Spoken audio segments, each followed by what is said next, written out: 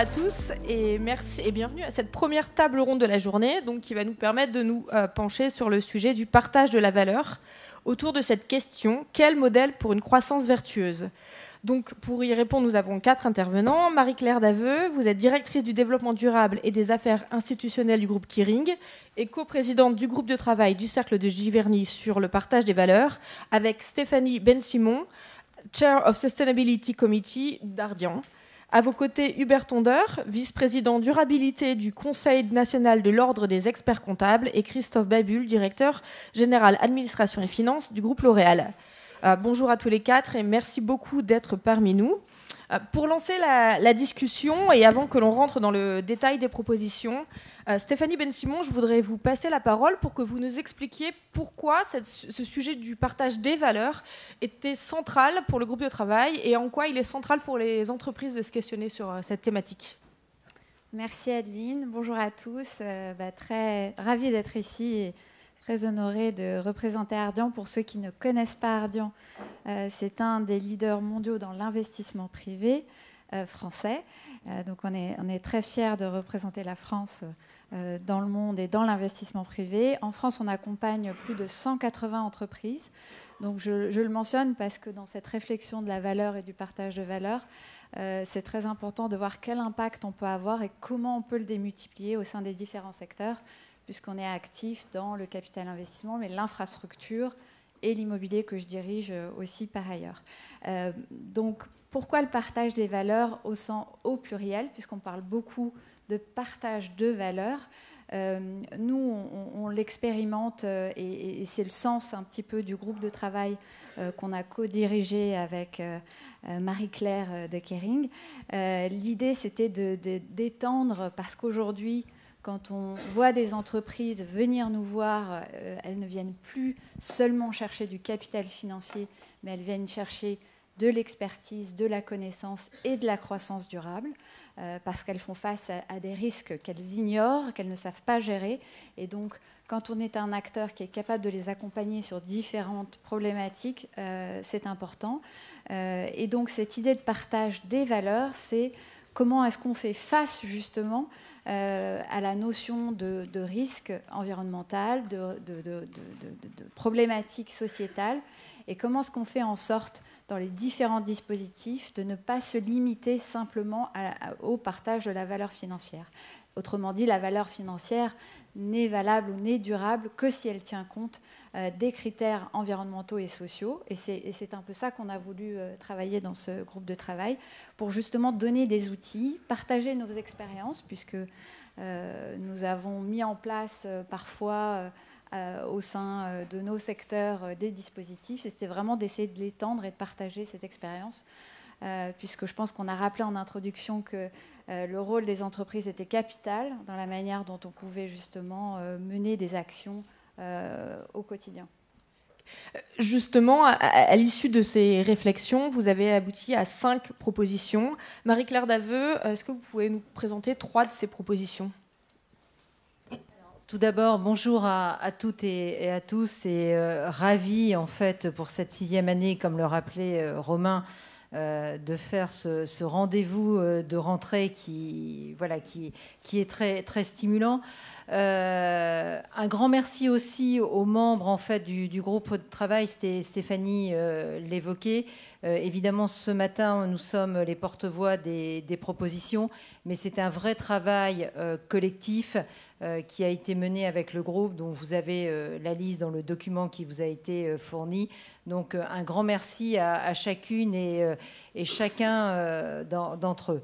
Peut-être un élément avant de rentrer dans les propositions et pour rebondir sur ce que disait à la fois le ministre et Stéphanie. Certes, il y a un contexte géopolitique, pour faire de l'anglicisme, qui est plus que challengeant.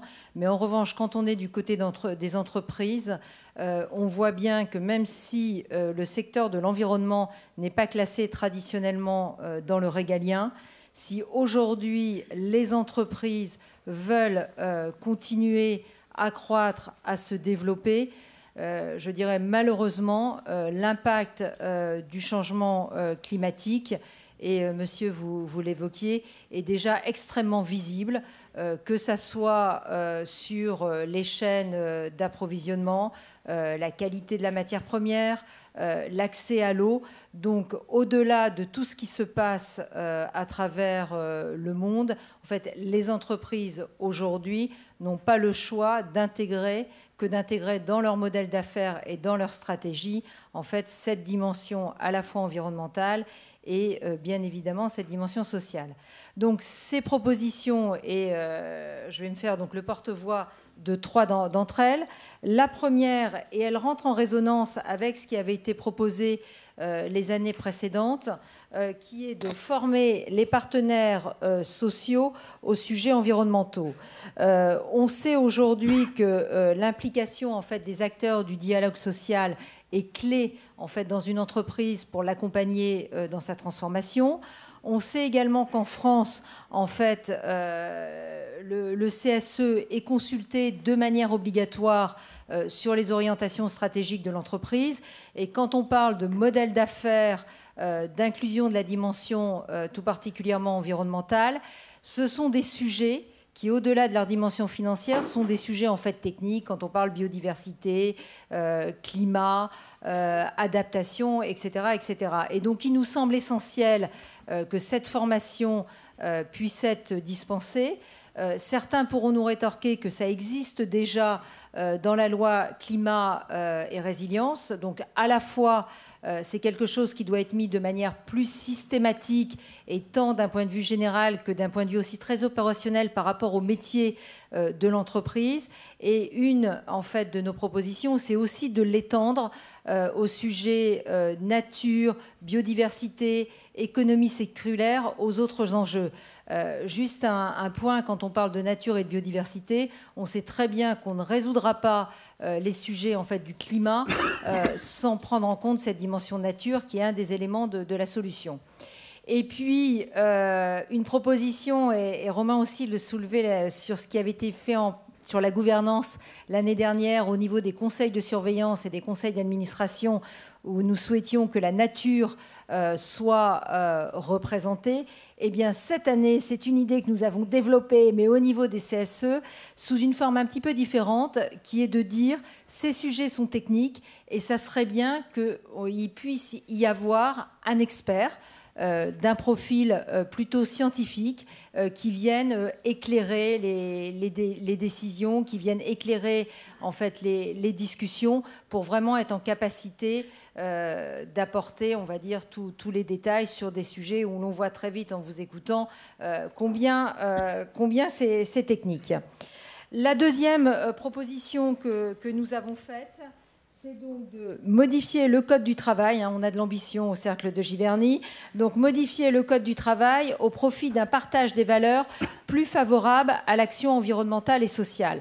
Bon, le Code du travail, comme vous le savez, prévoit déjà une négociation obligatoire dans les entreprises sur le partage de la valeur ajoutée. Donc, ça concerne aussi bien la participation, l'intéressement et l'épargne salariale. On pense que c'est vraiment, et Stéphanie l'évoquait, si on veut qu'au-delà des paroles, au-delà de la vision, ça devienne très opérationnel, ça nous semble important comme outil. Et donc, l'épargne salariale pourrait vraiment devenir un véritable moteur de cette action. Depuis le 1er juillet 2024, les règlements des plans d'épargne d'entreprise doivent proposer des fonds labellisés ISR, mais nous, on pense qu'on peut encore aller un cran plus loin en mettant un certain nombre en fait, de critères. Le deuxième élément, c'est sur l'indexation d'une part de l'intéressement. Alors, encore une fois, il faut être pragmatique et donc de démarrer sur au moins un des critères liés aux objectifs environnementaux de l'entreprise, d'où encore le fait de souligner combien le dialogue social est important pour se mettre d'accord à la fois sur le pourcentage et sur la thématique retenue. Et puis la dernière proposition, elle concerne en fait le monde des fonctions publiques. ça serait intégrer des critères liés à la protection de l'environnement dans la structure de rémunération des fonctionnaires. Alors, quand on parle fonctionnaires, on est vraiment sur les différentes fonctions publiques. Juste pour partager un ordre de grandeur, aujourd'hui, en fait, on a un employé sur 5 qui appartient à l'une de ces fonctions publiques. Donc, on voit combien ça peut être un acteur du changement.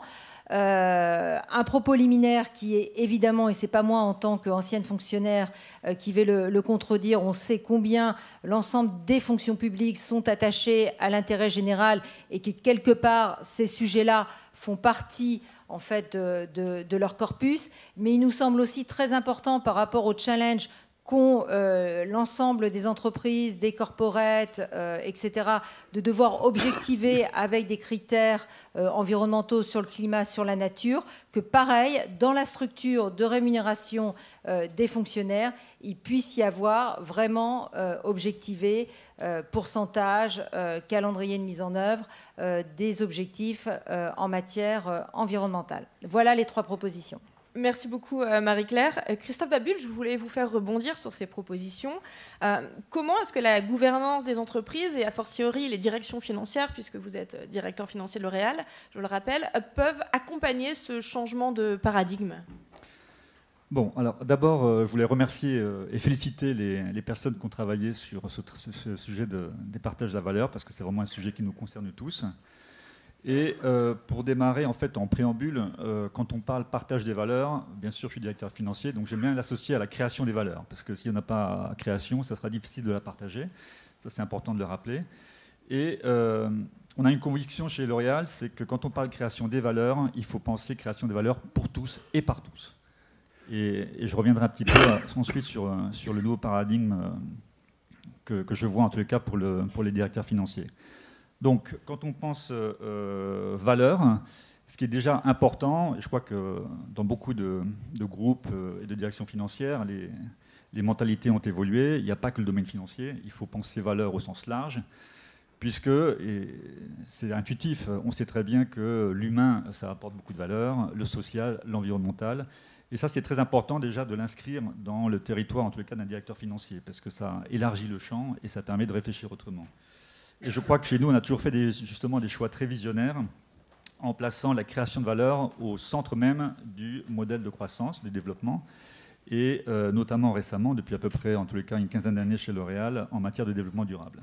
Donc c'est vraiment quelque chose qu'on inscrit au cœur de nos stratégies, d'ailleurs au cœur de notre raison d'être, et c'est ce qui permet d'ailleurs d'aligner ensuite toute une organisation vers un objectif. Alors, je reviens sur maintenant la création, le partage des valeurs. Forcément, pour un directeur financier, ça interpelle. Et si on veut intégrer justement cette notion de création de valeur en dehors de la sphère financière, il faut, je pense, changer un petit peu de paradigme. Et c'est quelque chose sur lequel on est en train de travailler. Et quand je dis changement de paradigme, c'est de faire en sorte que le directeur financier et l'organisation pensent un peu moins profit et beaucoup plus création de valeur, justement. Où se trouvent les sources de création de valeur ? Et je pense que, en tout cas, c'est comme ça que je le vois, mon rôle, il est en train d'évoluer. Il est de moins en moins un rôle de directeur financier, mais un rôle de directeur de création de valeur. Et c'est intéressant parce que ça change beaucoup la perspective. Ça permet à toute une organisation de dire, écoutez, vous faites de la formation, vous n'êtes pas un coût dans l'entreprise.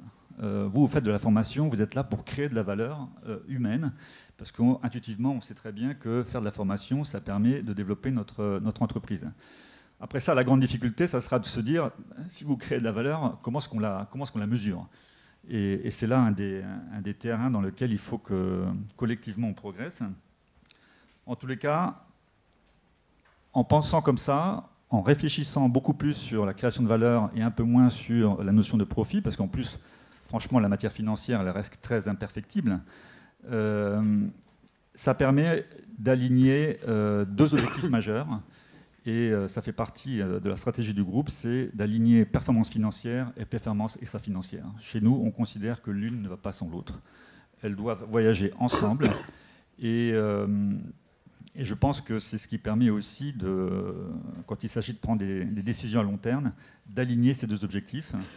Et en tous les cas, c'est ce qui est le fondement aujourd'hui de notre stratégie de croissance et de développement durable. Donc, changement de paradigme, évolution vers cette notion de chef création de valeur. Et je pense aussi qu'aujourd'hui, un directeur financier a un autre rôle très important, qui est celui d'être le catalyste du changement. Donc quelqu'un qui va provoquer la disruption au sein de l'entreprise pour aller justement vers d'autres modèles de développement. Et si on est capable justement de donner une valeur à ces nouveaux territoires que peuvent être bien sûr le développement social, les sujets environnementaux, eh bien ça permet en fait de développer des nouveaux modèles de business. Et je crois que la société collectivement a vraiment besoin de trouver ce chemin de crête et de faire en sorte que sur le long terme, on puisse aligner ces deux grands objectifs, performance financière et performance extra-financière. Merci beaucoup.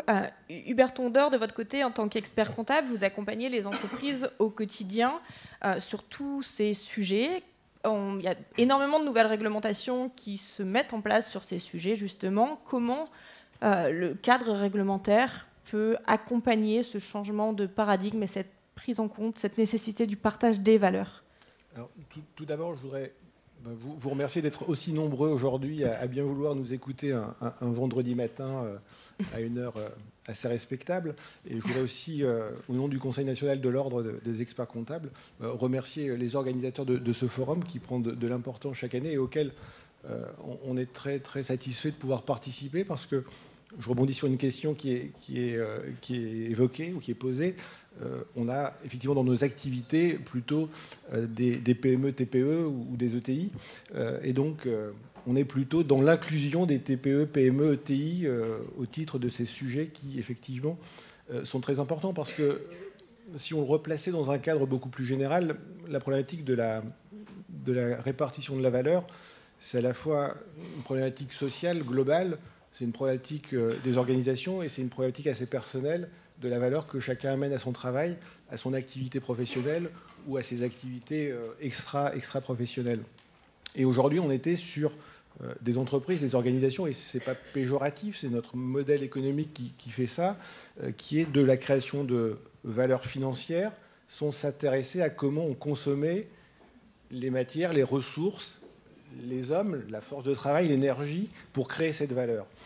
Et on s'aperçoit que ce modèle, finalement, à la vitesse à laquelle il va beaucoup plus vite que la régénération et la prise en compte des intérêts des personnes qui y contribuent.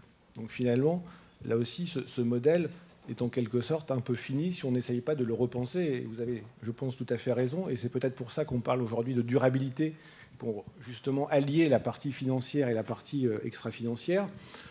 Et quand on parle de problématiques globales, vous l'avez évoqué, puisque dans les propositions, on parle de sujets législatifs, juridiques, je pense qu'on ne peut pas évoluer sur ces sujets s'il n'existe pas des cadres dans lesquels les entreprises vont s'insérer, quelles qu'elles soient.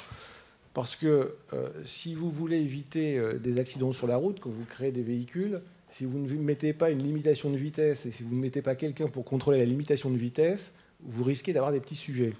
On en a eu. Et donc, la sécurité routière, c'est un petit peu aussi le même sujet que la sécurité environnementale, la sécurité sociale, pour ne pas reprendre la terminologie de notre organisme. Mais si vous ne mettez pas des règles, en tout cas, je ne dis pas des objectifs, parce que ce serait peut-être un peu ambitieux, même s'il en existe. Ils ont été évoqués par monsieur précédemment. Mais si vous ne mettez pas un cadre, et un cadre de rendu de la situation, un cadre de comparabilité et un cadre de mesure, nous n'arriverons à rien. Et en cela, vous évoquez des législations. Et effectivement, aujourd'hui, si vous êtes dans des entités relativement importantes, vous êtes confronté, ou vous allez être confronté à la CSRD. Et la CSRD, c'est clairement un cadre qui permet de dire où on en est en matière environnementale, en matière sociale et en matière de gouvernance. Et qui rentre complètement dans cette notion de partage de la valeur, parce qu'on est sur les sujets qui ont été évoqués. L'environnement, la pollution, l'eau, l'économie circulaire, qui est à mon avis le vrai modèle à développer si on veut un peu limiter la consommation de ressources primaires, les problématiques sociales de façon très très large, jusqu'aux consommateurs, et les problématiques de gouvernance qui sont nécessaires pour piloter aussi l'ensemble de ces dispositifs. Donc ce cadre est important. Alors ce cadre aujourd'hui, il est d'autant plus important que il définit une notion de double matérialité qui fait en sorte que l'ensemble des parties prenantes participent et que l'on est obligé de les faire participer. Alors obligé, ce n'est pas tout à fait dans le texte, mais quelque part, quand on le lit, on a un petit peu de mal à comprendre comment on peut faire autrement, même si on nous dit que ce n'est pas obligatoire. Et lorsqu'on parle d'acculturation, notamment des CSE, je pense que ça en fait partie au travers de cette consultation des parties prenantes. Et donc, ces dispositifs, si on veut inclure les PME-TPE, il faut inclure les TPE-PME. Aujourd'hui, elles vont l'être en partie, pour les plus importantes d'entre elles, dès lors qu'elles seront dans les chaînes de valeur.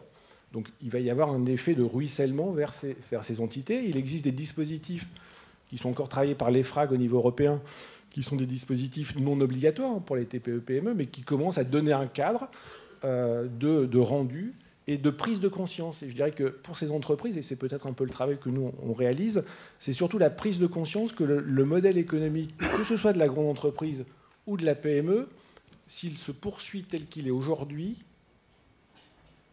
ça ne pourra pas continuer bien longtemps. Parce que ces PME, aujourd'hui, un chef d'entreprise d'une TPE, son capital, c'est son entreprise.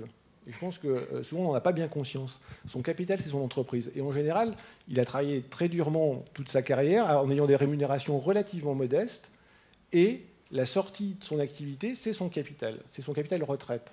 Et aujourd'hui, je pense qu'il faut qu'on fasse prendre conscience à ces chefs d'entreprise que le modèle dans lequel ils évoluent conduit à ce que, petit à petit, la valeur de leur entreprise diminue pour des tas de raisons, et que, quand ils sortiront de leur activité économique, leur entreprise n'aura plus de valeur.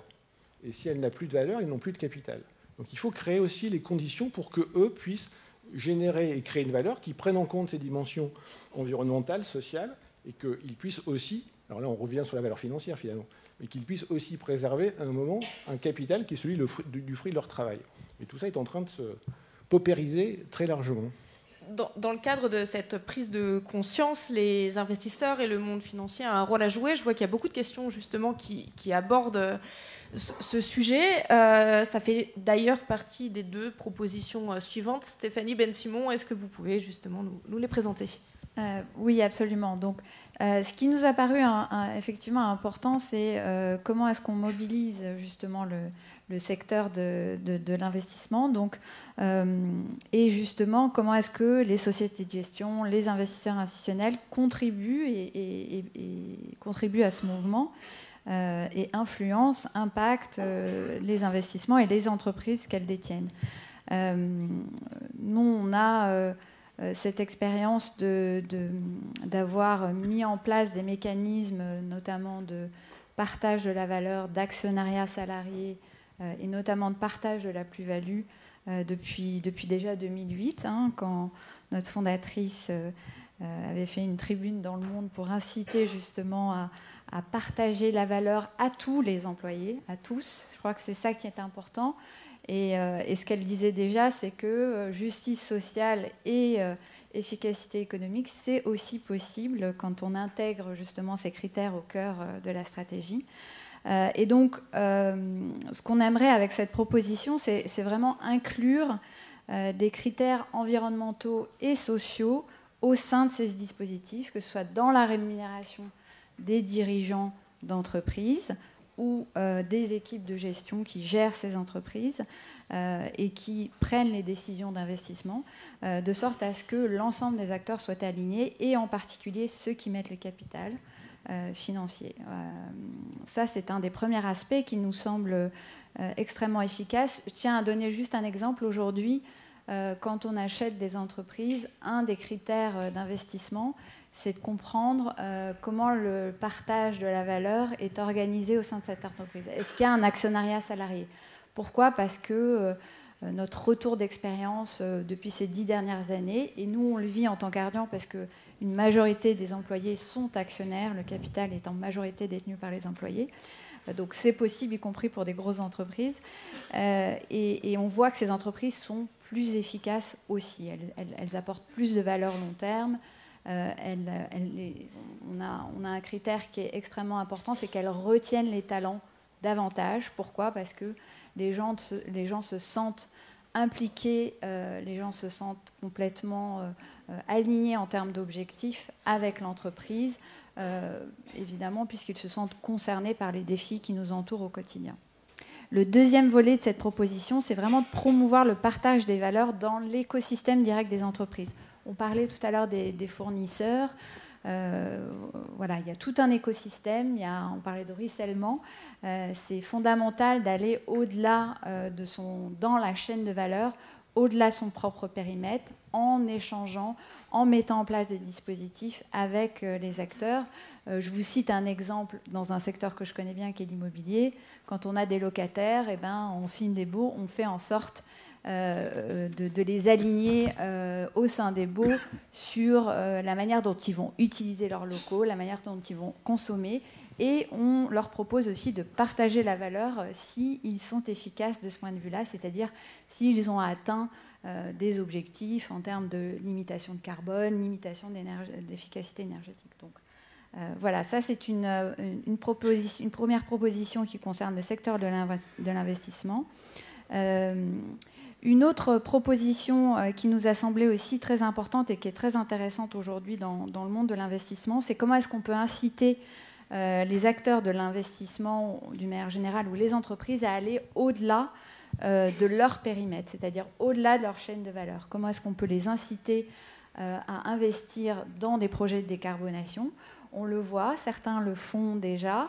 Nous, par exemple, je vous cite un exemple, on a des fonds dédiés d'énergie renouvelable, d'hydrogène, et on a été agréablement surpris de voir qu'il y avait énormément de grandes entreprises qui investissaient dans ces fonds pour justement participer à la transition énergétique d'une autre manière. Donc ce n'est pas forcément leur cœur business, mais ils allouent des fonds et c'est intéressant parce que c'est assez vertueux aussi. On a vu aussi des dispositifs se faire, comme par exemple le Crédit Mutuel qui a mis en place un dividende sociétal. Donc là encore, c'est une manière de concevoir une partie de ses profits pour l'allouer à des projets qui d'ailleurs, encore une fois, ne sont pas, on parlait de création de valeur, qui ne sont pas antinomiques avec la création de valeur, y compris financière. C'est-à-dire que effectivement, quand on commence à voir la transition énergétique comme source de création de valeur, on la pose en contrainte ou en hypothèse, tout simplement, et on crée la valeur autour de ça.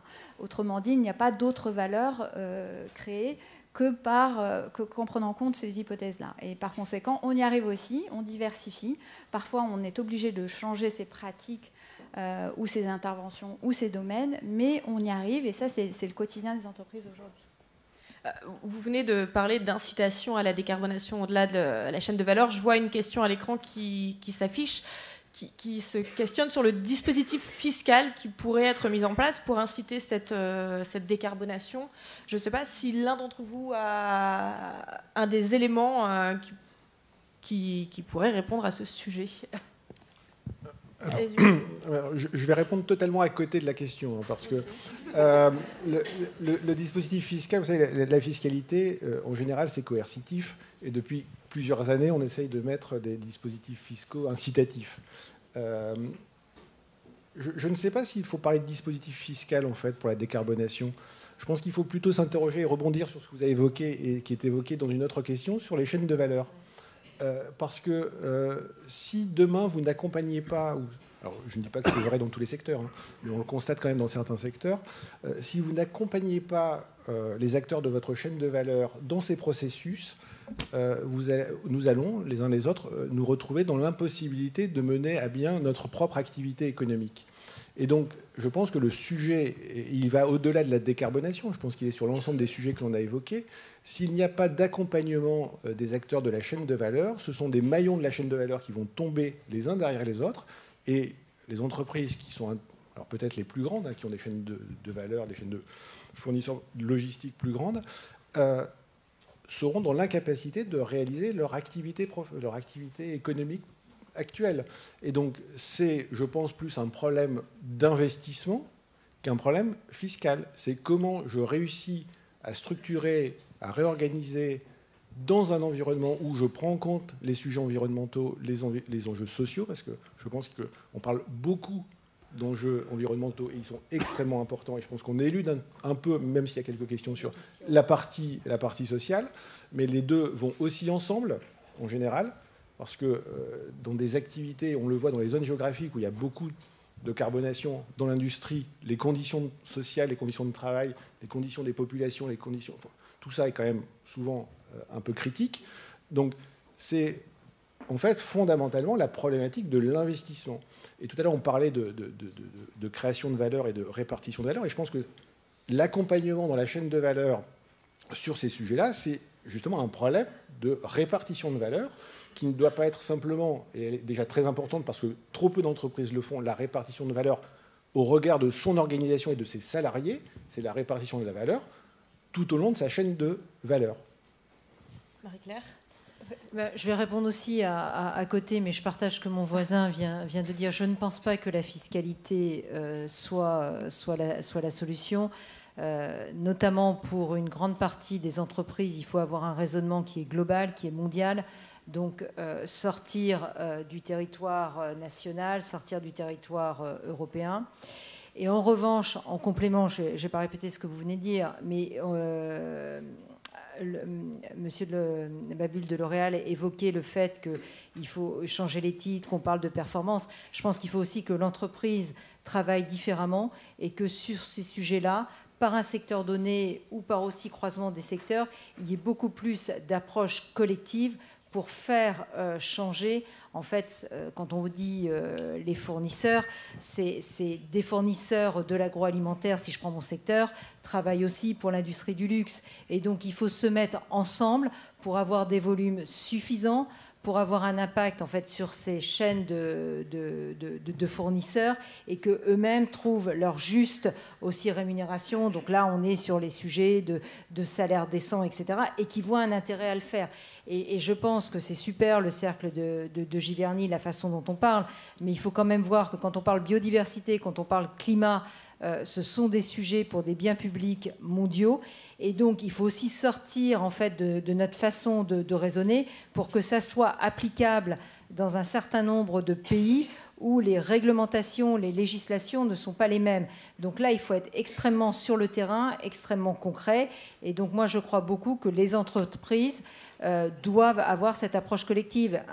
Si je prends le cas de Kering pour faire quand même un petit cocorico à ce que l'on fait, on a développé le Fashion Pact pour l'industrie textile, on a développé la Watch and Jewelry Initiative pour l'horlogerie et la joaillerie, et l'idée, c'est bien d'avoir des programmes aussi de commandes sur de la matière première ensemble. En revanche, et ça c'est mon dada, mais je ne suis pas juriste, sur ces sujets-là, au moins au niveau européen, il faut changer les lois de l'antitrust. Parce que l'antitrust tel qu'il est rédigé aujourd'hui peut apparaître en fait très vite comme un élément de blocage pour que les entreprises, sur des choses qui sont sonnantes et trébuchantes derrière quand on commande, c'est un vrai obstacle. Et on l'a déjà en fait expérimenté dans le cadre, par exemple, de la mise en place d'un CVPPA, donc sur l'achat d'énergie, dans le cadre du Fashion Pact. Merci beaucoup Christophe Babul. Chez L'Oréal, c'est des problématiques auxquelles vous êtes aussi confrontés, à la fois parce que avec vos fournisseurs et à l'échelle mondiale, avec toutes ces questions réglementation, comment vous abordez le sujet? Est-ce que vous avez des exemples à nous donner de la manière dont vous travaillez avec vos fournisseurs et au-delà? C'est critique, c'est-à-dire que nous, on est en fait dans une très grande transformation silencieuse, certes, mais c'est une transformation en profondeur, puisque on s'est inscrit dans les limites planétaires, et donc il faut absolument que notre modèle soit le plus soft pour notre belle planète. Donc ça veut dire quoi? Ça veut dire qu'en fait, il faut qu'on sorte de la chimie carbonée. Et donc, c'est très simple, il faut reformuler 50 000 produits et donc changer tous les ingrédients. Donc, vous pouvez imaginer aujourd'hui la tension qui existe sur l'ensemble de nos 4000 chercheurs qui sont en plus animés, parce que je pense qu'il y a un sujet, c'est l'urgence.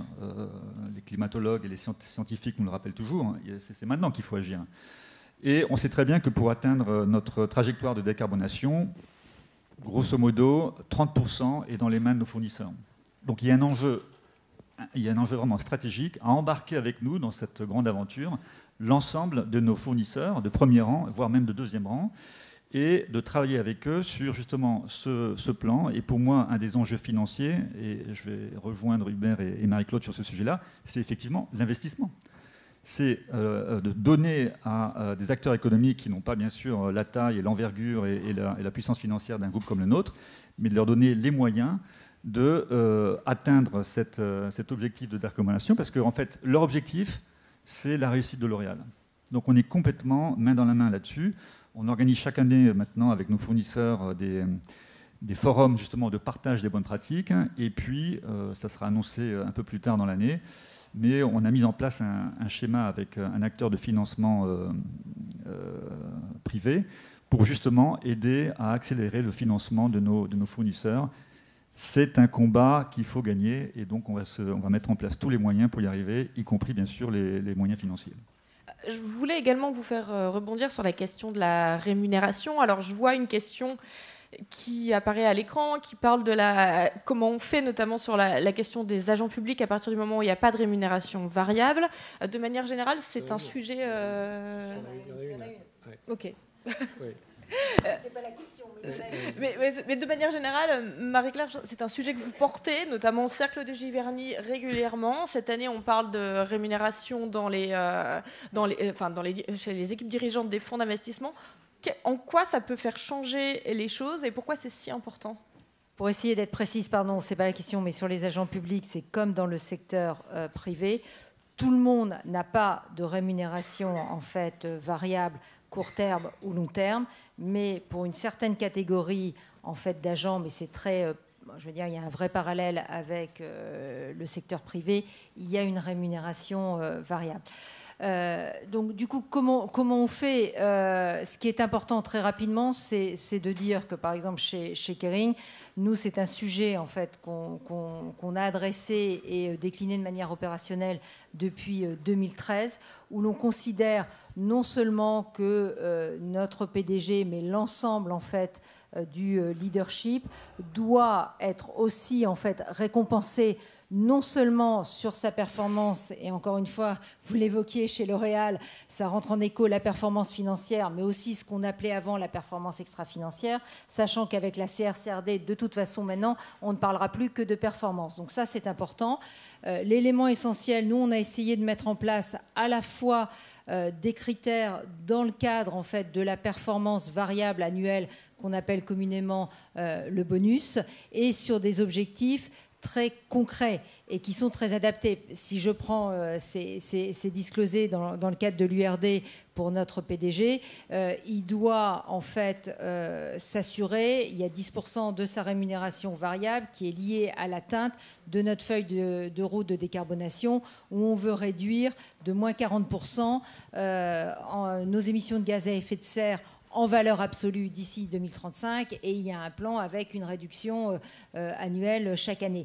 Mais on pense aussi que c'est important dans la rémunération, en fait, ce qu'on appelle les long-term incentives, qui est plus du moyen, voire long terme, de aussi impacter avec des sujets qui nécessitent, on va dire, quelques années en termes de transformation. Et si je prends son cas, évidemment, on remet une dose de climat, ça c'est non négociable, mais on met aussi, par exemple, des sujets comme l'agriculture régénératrice, puisqu'il faut au moins 3 ans avant de faire cette transformation. Mais je pense que ce qui est important, c'est que ça soit vraiment à tous les niveaux où c'est faisable dans la structure de rémunération des employés, pour montrer que c'est quelque chose qui est non négociable, et quelle que soit son activité, qu'on soit à la direction financière, à la direction RH, quel que soit le sujet, on a cette responsabilité de faire changer les choses. Et quand on parle de changement de paradigme, il ne faut pas juste que ça soit des mots qu'on répète en fait en boucle, mais il faut qu'il y ait des éléments tangibles.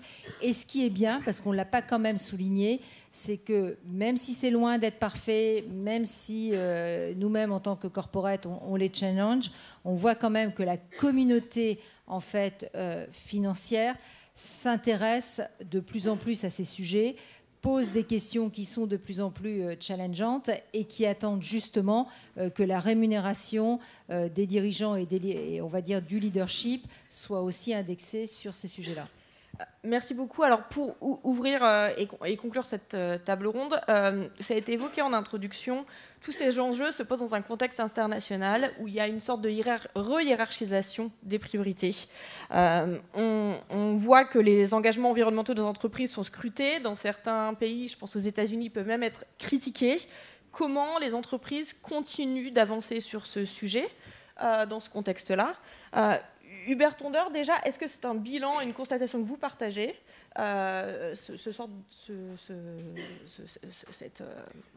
ce contexte qui change, et comment est-ce que les entreprises peuvent continuer d'avancer En une phrase chacun, parce que vous aurez je 5 minutes pense pour toute la table ronde. Si on ne l'avait pas constaté les uns les autres, et je vous inclus dans mon propos, je pense qu'on ne serait pas là et on ne serait pas là dans la salle. Donc je pense qu'on l'a constaté que les chefs d'entreprise ont des problématiques de moyen et de long terme, quels qu'ils soient, quelle que soit la taille de leur entreprise. Donc ils ont quand même tous plus ou moins compris. Alors, ils n'ont peut-être pas toujours une conscience immédiate de ce qu'on peut faire et de ce qu'on doit faire, mais je pense qu'ils ont quand même bien tous compris, parce qu'il y a un phénomène qui va aussi fortement jouer, c'est celui du financement. C'est-à-dire que moi, je pense beaucoup plus à l'évolution de ces entreprises au travers des modalités de financement qui va inclure des KPI sur ces sujets-là qu'au changement immédiat de comportement du consommateur, par exemple. Et je réponds juste à la petite question sur un décalage entre les justes ambitions et une réalité de marché. Je suis totalement d'accord. Ce qu'on peut dire ici, ça pourrait être un propos d'estrade, mais quand vous commencez à avoir des réglementations qui nécessitent que toutes ces sociétés représentées ici communiquent sur ces sujets-là, ça ne devient plus un propos d'estrade, ça devient une comparaison et une information qui est donnée à un marché, à des investisseurs, à des salariés, à des actionnaires, à toute une population qui va commencer à s'intéresser à ce qui est fait. Et là, ça change quand même totalement la donne. Stéphanie Bonne-Simon. Oui, je pense que pour conclure, je pense qu'on est passé d'un monde où le développement durable était un sujet de communication et de conviction à quelque chose de beaucoup plus concret dans les entreprises. Je pense qu'on a tous au sein des entreprises des vraies stratégies avec des KPIs et des objectifs. Et que c'est un peu comme ça que le changement va opérer. Et moi, je suis plutôt optimiste parce que j'observe depuis quelques années, au contraire, énormément d'opportunités d'investissement, énormément de choses beaucoup plus innovantes, créatives, qui motivent aussi la jeune génération. Et donc, moi, je pense que du côté des entreprises, en tout cas, on voit ça, même si c'est un défi, on voit ça comme une vraie opportunité d'agir au sein de la croissance de son entreprise. Donc, Christophe Babule, vous partagez cet optimisme ? Absolument, absolument. Alors, en tant qu'un grand acteur économique, forcément, on est au contact avec beaucoup de chercheurs qui travaillent sur le sujet, beaucoup d'entreprises, de start-up. Et honnêtement, je pense que, si je peux apporter une petite touche d'optimisme, d'abord, on voit quand même une accélération dans les technologies, et donc il y a des solutions qui se profilent, en tous les cas dans notre domaine. On s'est fixé des objectifs très ambitieux. Au départ, d'ailleurs, on ne savait pas comment les atteindre. Et au fil des années, on se rend compte que les technologies, finalement, elles progressent plus vite que prévu. Et donc, on garde cette ambition d'y arriver. Ensuite, je suis quand même assez proche des investisseurs, puisque je dialogue très souvent avec eux. Et parce que j'entends souvent dans la presse, parfois, une forme de critique sur le sujet. L'investisseur aujourd'hui est responsable, et il y en a beaucoup, des très grands acteurs, je peux vous garantir, qui regardent à la fois la performance économique, mais aussi ce que l'on fait dans le domaine de la durabilité. Et ça, c'est rassurant. Ce sont des investisseurs, forcément, qui investissent dans le domaine, qui ont aujourd'hui des gens talentueux sur le sujet. Alors moi, je n'ai plus je ne rentre pas bien sûr dans les détails techniques, hein, mais ce qui sollicite, en tous les cas auprès de L'Oréal, c'est d'avoir on the side un autre rendez-vous avec les experts du groupe en matière de durabilité. Et ils rentrent dans les détails. Donc c'est quand même une préoccupation pour les grands investisseurs qui souhaitent justement avoir une pérennité dans leur investissement et de trouver, en tous les cas dans les groupes dans lesquels ils investissent, une croissance durable et pérenne. Et ça passe par un investissement dans ce domaine-là. Marie-Claire Daveux, chez Kering, vous percevez également cette attente Alors, on perçoit l'attente. Moi, je vais dire, je suis réaliste, c'est-à-dire qu'il y a des progrès qui ont été faits, mais face à l'urgence, il y a un vrai besoin d'appuyer sur la pédale d'accélérateur et de mettre à l'échelle tous les projets que les entreprises ont démarrés. On parlait du climat avec le GIEC, mais quand vous regardez sur la nature, les rapports de l'IPBES, etc., c'est aussi assez alarmant.